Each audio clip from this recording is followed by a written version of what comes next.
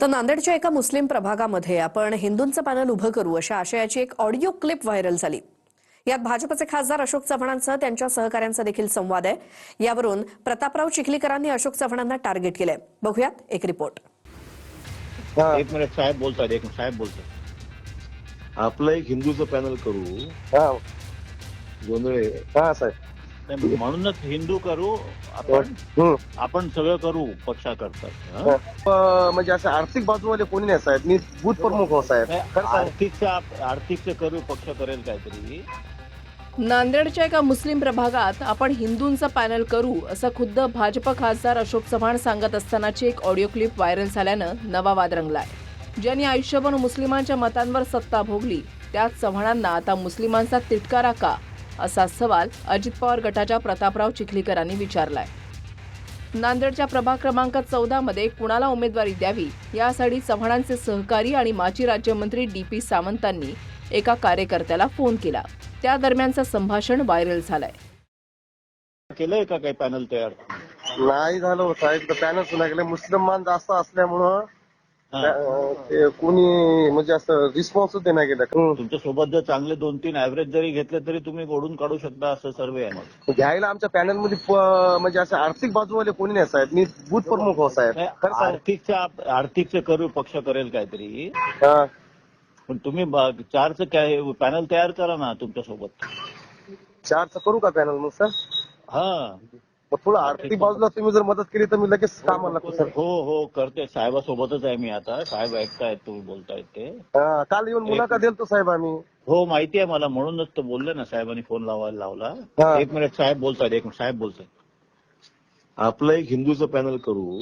हा जोंधळे हा साहेब, तुला आपण टाकून देऊ SC ओपन मध्ये 14 मध्ये 14D मध्ये टाकून देऊ किरण पारदेला।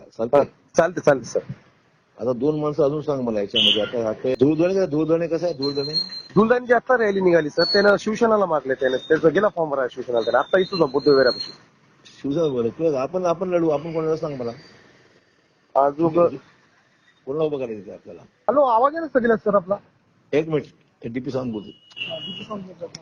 ठीक आहे। मुस्लिम नको आपल्याला, कारण काय मुस्लिमचे मत खाऊ शकत नाही, तुम्हाला मदत करू शकत नाही ते।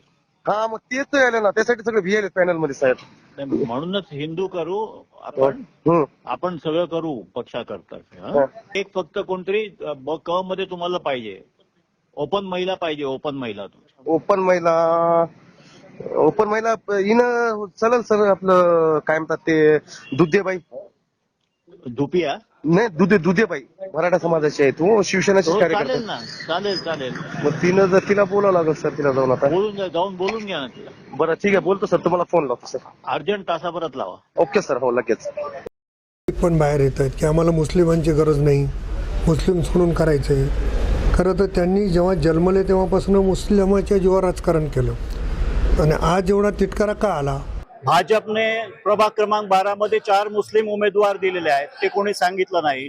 मुदखेडमध्ये भाजपने परवा गेल्या महिन्यात झालेल्या नगरपालिकेमध्ये 7 तिकीटं दिली होती मुस्लिम समाजाला।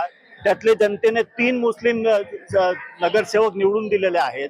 त्यामुळे हे फक्त काही बोलायला जागा नाही म्हणून काहीतरी घुसपट काढायचं आणि कुठेतरी बदनामी करायची। यातून बदनामी काहीच होत नाही, आम्ही काही आक्षेपारी त्याच्यात झालेला नाहीये।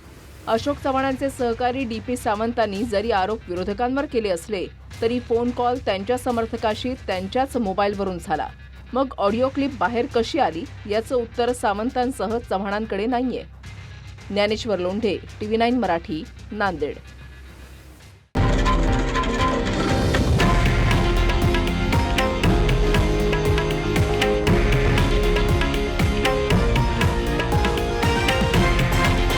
हे आहे देशातील नंबर 1 न्यूज नेटवर्क आणि आपण पाहत आहात TV9 मराठी, एकमेव।